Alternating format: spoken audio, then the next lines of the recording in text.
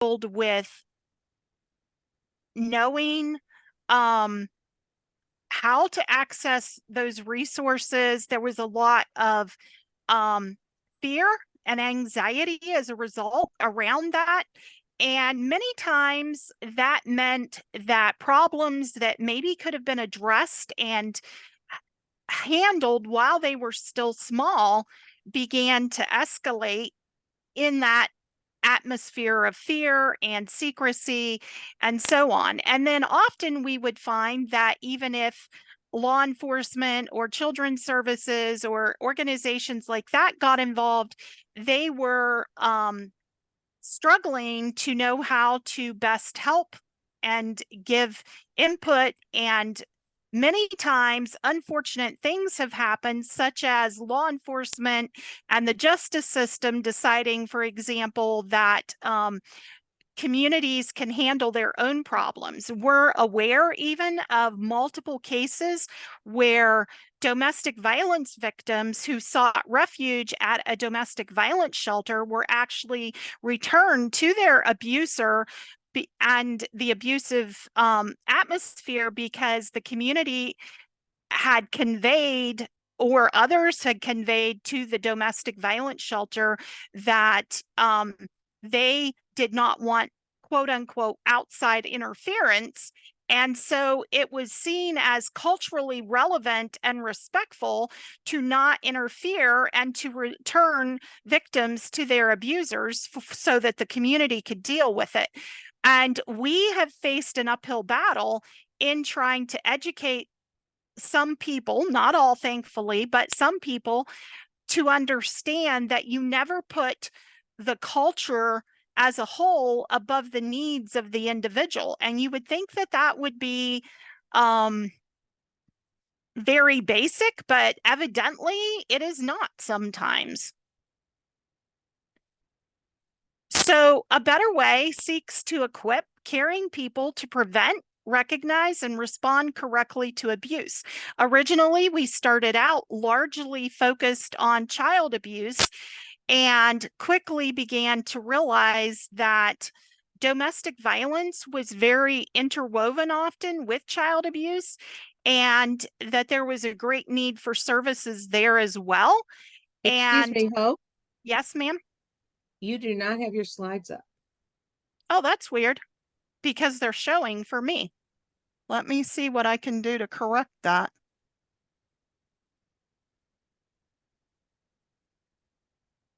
I'm sorry about that. Oh, it's okay, but you might want to take just a minute to see if you can get it Yeah, up for us because I know we're you trying made to them. see. Yeah, they're showing for me, but evidently it stopped screen sharing for you. Right. Um, view right here. Whoops, no. That's weird because it had been beautifully screen sharing. Here it comes. Are you seeing it now? Yes, I am. Somehow it got knocked out, so thank you for alerting me to that. Oh, you're welcome. And you're on. Yeah, let's just quickly, but not too quickly, click through. There we go. And let's see, are you still seeing it if I change it? It's not changing now. I can see your screen as you want it displayed, and I can see you. So if you just want to keep going from there, that's great. Yeah, it's not switching the slides now. It stopped switching the slides. Oh, Can you dear. still see me? Yeah. Okay, Oh, it changed to the next slide. good. So out of that realization of the issue, we began working to provide education for service providers to understand cultural challenges when working with playing communities. We began educating church leaders who are willing. And unfortunately, many times they are not, but when they are, we educate them on how to appropriately handle abuse cases in their congregations. We have also done a lot of organizing seminars to train individuals within the community. We bring in professionals of a wide variety to speak at those events. Our next upcoming seminar is in October in Greencastle, Pennsylvania, and we will be having speakers from a variety of disciplines, including Judge Rosemarie Aquilina from the Larry Nassar case. We work very hard to connect survivors to resources, supports, and services.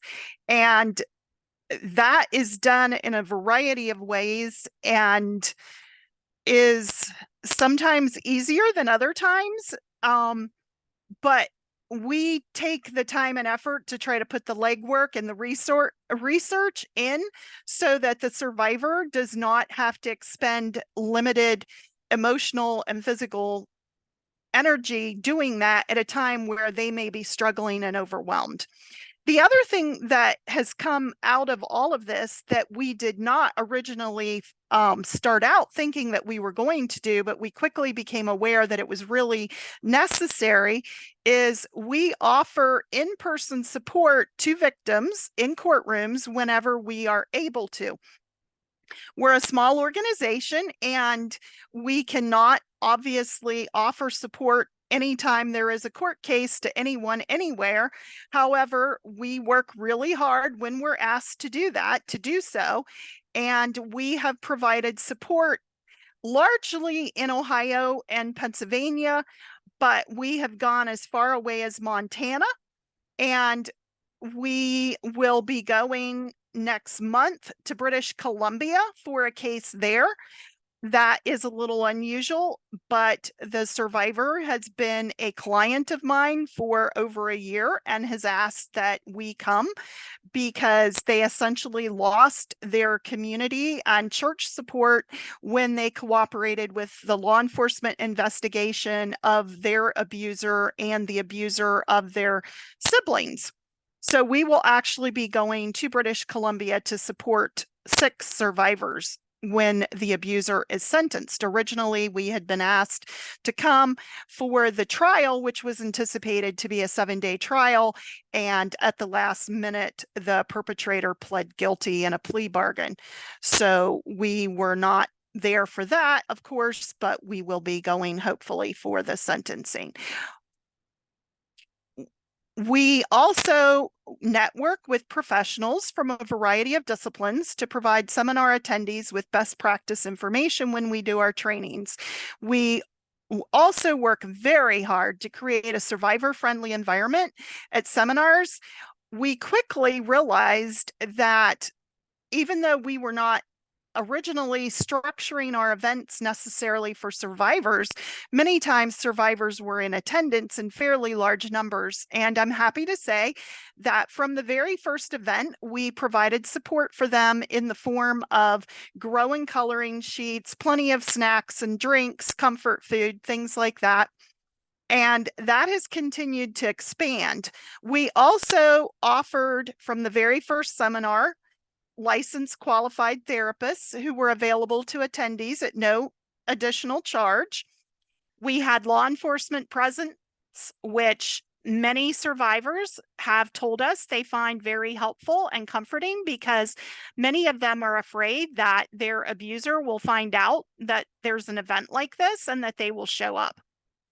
And we've continued to expand our emphasis on sensory items. We now at each event include quite a wide range of sensory items, from Crazy Aaron's thinking putty to many other items, which sometimes provide a little levity and hilarity, such as when somebody is working a therapy ball and it pops and the beads go flying everywhere. So sometimes it gets a little humorous. And what we've also noticed is that many of our speakers, including law enforcement, sometimes they love those sensory items too, and they'll be up there actually talking and working them. So it's proven to be something that's just helpful and useful for so many of us. The other thing is that we have a very strict no admittance policy for known or credibly accused abusers. It's another reason why we have law enforcement there. That generally helps make them feel uncomfortable. And that's exactly the way we want it to be, because our events are not designed for abusers, not even allegedly repentant ones. We do not prefer to have them there.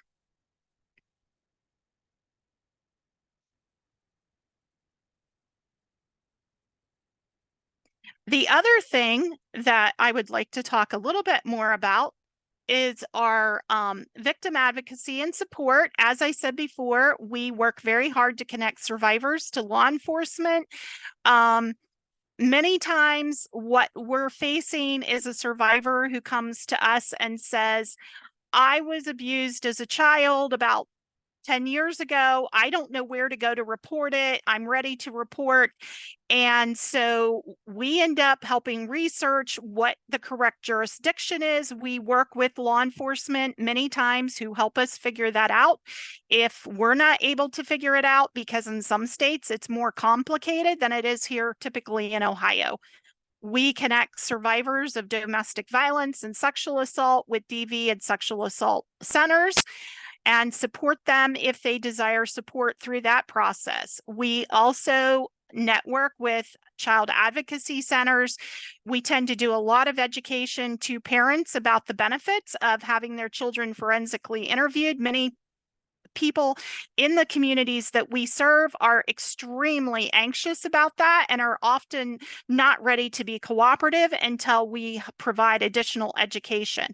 We also network with official victims advocates from DA's offices and DV shelters to provide support that, as is appropriate. We refer people to attorneys who are interested in pursuing civil suits against their abusers or institutions.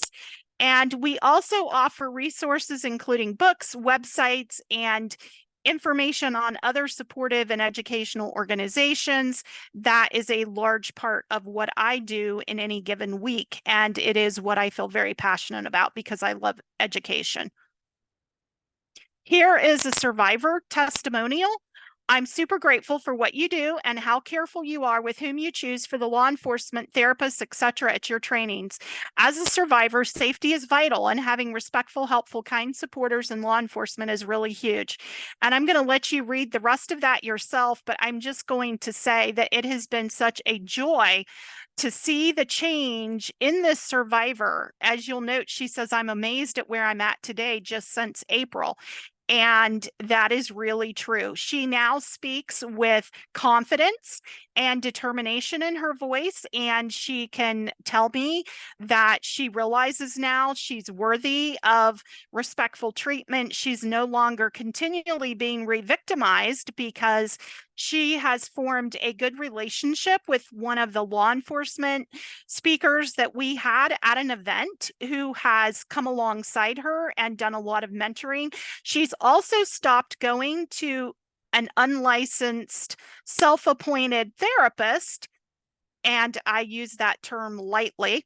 And she is now going to a qualified therapist and receiving EMDR therapy and has made tremendous progress in starting to heal from her trauma.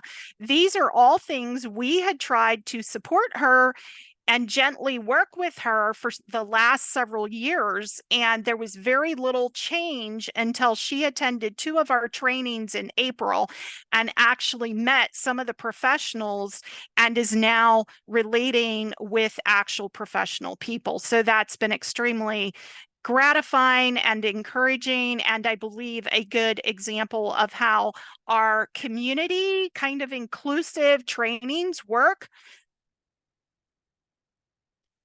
And we also, as I mentioned briefly, provide victim support in court. Due to teachings on forgiveness, victims may be harassed, shunned, or otherwise discouraged from reporting. Often, churches come to support the alleged perpetrator rather than the victim. This picture on the slide is after an abuser was sentenced, and the victim's hand is in that picture, and the hands of those of us who came to support them. We were there in Pennsylvania, both for the trial and for the sentencing. A Better Way works to bring caring, empathetic people to the courtroom to provide support to the victim. We depend on volunteers to do that. And as you can see, we show up whenever we can wearing our t-shirts that say, "I stand with survivors" on the front, and on the back, they say, "Here for survivors." And we have actually gotten a lot of feedback that's very positive from law enforcement and courtroom personnel, including at one event, the district attorney, who was actually relieved when she saw our t-shirts because she thought it was more supporters coming for the perpetrator. And here is a statement from one of the victims about how she felt going through the trial without support, and then the difference that it made for her when she found out about A Better Way, contacted us, and we created a group who showed up to support her in court for what turned out to be a 4-hour sentencing, longest sentencing I have ever been at. And if you want more information, you're welcome to check out our website, www.abetterway.org. You can feel free to email me, and you can also feel free to call our number. I am the one who answers the phone, and so if I do not answer, please do not be discouraged. Just leave a voicemail message, and I will be happy to get back with you as soon as I can. Because we are currently still a very small organization, sometimes that can take a bit because we basically stay busy all the time. And I am sad that there is so much need for our services, but I am very grateful that those who need us are finding us. And I thank you all for listening. And I think my 15 minutes are probably about up.